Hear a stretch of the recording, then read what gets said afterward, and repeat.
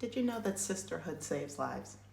Did you know that the simple act of being in community around women, non-binary people can save your life? Because it does, and I didn't realize how much I was a part of this until recently, because I've had to be big sister to so many women in my new friend group as it relates to the men that are like around the friend group slash in it, that I'm like, whoa. Well, so I'm going to share a couple of story times as it relates to this. But first, before we dive into anything, hi, for those of you who are new here, my name is Shayna. I'm a journalist. I talk a lot about decentering men, child-free living, and then the journalism that that you'll see in Business Insider, Food 52. Well, I don't write for them anymore, like Food and Wine, BBC, whatever. That's something else. If you're interested in starting your freelance writing journey, so that way you can not just write for fun, but write for money, please DM me your email address on IG, or you can email me directly. My email will be in my bio.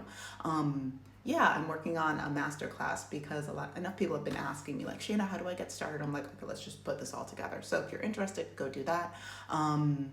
Also, the holiday season is coming up, and I think that my holiday wish for me is I would love to be able to do one brand deal with a company that I not just like their products, but also like the mission and like the foundations of them. So if you guys have any recommendations, please type them below. But now, okay, I think that's everything. Don't forget to like, share, subscribe, all that great stuff. Now let's dive into how sisterhood saves lives. First off, I didn't grow up with sisters. I have two brothers. I didn't grow up with both of my brothers. We learned that we had an older brother when I was like, I think it was my 21st or 22nd birthday is when we learned. That's a whole other story. But it was mildly dramatic. Anyway, so I don't know what it's like to have sisters. And I've always really treasured having female friends. And that was something that was really hard for me when I was very young for reasons that we don't need to get into. But the older that I've gotten, the more that I prioritize having a solid group of female friends wherever I move to around the world. For those of you who don't know, I'm currently living in Spain. So as soon as I moved to Spain a couple of months ago, I was like, okay, mission number one, make lady friends, make queer friends, make non-male friends. It took a second, but I did it, and I'm gonna keep growing my group, and we're working on making a ladies brunch, and I'm really excited about that. But some things have come up recently as it relates to men. Not for me, I had to let the men in the group know, listen, I don't usually talk to men. So thank you for inviting me, but are there any ladies coming? I've had to be that honest with them, and how they feel about it is not my problem. But I lost my train of thought. One sec. So what does sisterhood look like? Sisterhood, depending on your age and the age of the other person, could also look like big sisterhood / little sisterhood, or, peer-to-peer kind of a thing. So I'm going to talk about big sisterhood to little sisterhood first.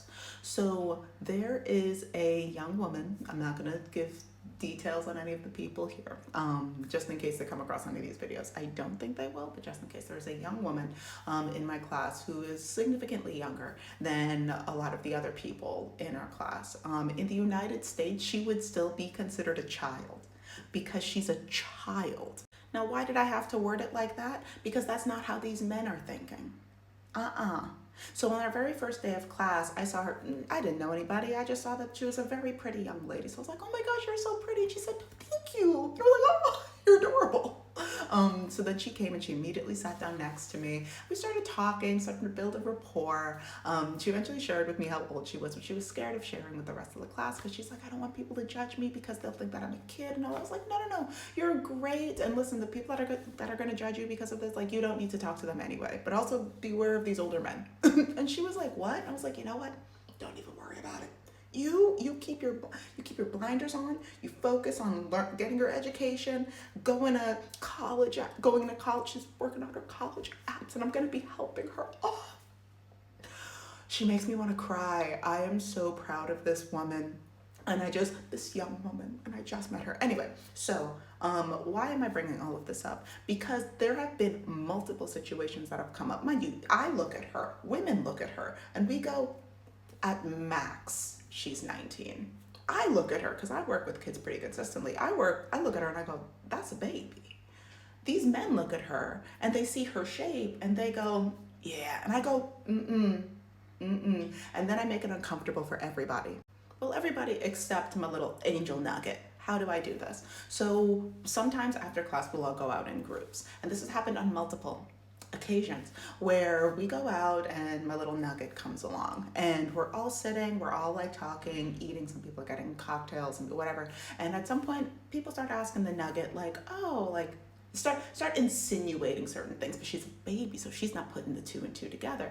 So at some point, like, they're trying to guess how old she is. So I go, why don't we all just go around the table? And you new person or you whoever, like, let's all just say our ages one at a time. And we make our way around the table and everybody says how old they think everybody is. And then eventually it makes my way to my little nugget and she says how old she is. And I watch the men in real time process, oh no, either, oh no, I did a bad thing. I should not have been thinking about you in that kind of a way. I hope nobody saw that and then they see me making direct eye contact with them, being like, oh damn it, Shayna saw. And my nugget always sits next to me. So in the very least, they know that I know what was going on in there and that that is unacceptable. Now that's one way that that happens. Another thing that happens is that she will share how old she is. And then the men will see me, see them, do whatever inner nasty monologue they're having. And then they go to their male friends and they continue to talk about my little nugget in inappropriate ways. Some of these men are over 20 years older than her. She is a baby, child, legally in the US, but they justify it as, oh, well, you know, here it's different. Here, she's so mature. She's so grown, and they always try to say that to her, to which I go, yes, you are very mature, and you are still a child, and you should not, she's not looking at any of them in that way, because she's not even, that's not even in her sphere, but they're trying, they keep trying. And the singular barrier that she has at this point is sisterhood, because now not just I am seeing this, but the other women are clocking this too. So she's getting a thicker barrier around her to protect her childhood. So when it comes to big sisterhood, when it comes to auntie-ship, which now I feel like I'm absolutely in because most of the people in my classes are in their 20s, if not teens, it looks like this. And yes, so the babies are all going to be whatever sex they're going to be, but all of these adults, all these adult elephants, those are all the women. Those are all of the female elephants, and they circle around the babies to protect them whenever there's a lion, whenever there's a leopard, whenever there's a threat to the herd. You circle the babies. Now it's a completely different conversation that we could be having as it relates to animals, because I have a theory that when we think of most of our favorite animals, we are thinking about the characteristics of the female versions of those animals. My favorite animal is an elephant, for example. Not a male elephant. Female elephants. Male elephants get so horned up on their hormones that they trample whatever's in their way. That could be animals, that could be like, they just destroy. They go into a blind, horny rage. And they're just like, if I don't have sex, I'm going to murder. Now, what does that sound like to you? Okay.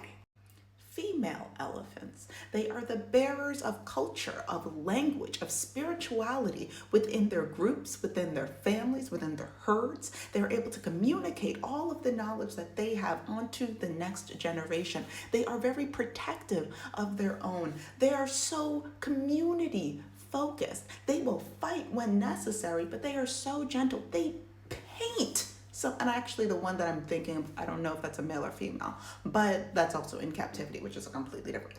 You're picking up what I am putting down. And as it relates to sisterhood, big sisterhood especially, this is what comes to mind. And yeah, it's not my job, but I want to.